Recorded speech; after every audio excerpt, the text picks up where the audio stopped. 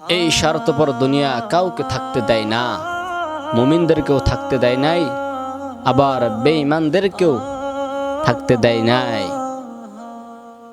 Abu Jahl, Utba, Saiba, ফেরাউন, হামান, তাদের মতন বড় বড় বেঈমানদেরকে স্বার্থপর দুনিয়া তাদেরকে জায়গা দেয় নাই, আবার মুমিনদেরকেও কি জায়গা দেয় নাই।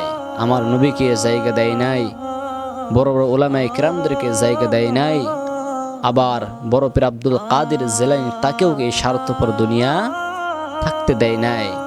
তাহলে ভাই এই দুনিয়াতে আপনি আমি থাকতে পারবো না। তাই দুনিয়া অনিশ্চিত, মৃত্যু নিশ্চিত, এটাই ভেবে নেন ভাই। দুনিয়া অনিশ্চিত আর আপনার মৃত্যু নিশ্চিত, এটাই কি সঠিক, এটাই কি সত্য।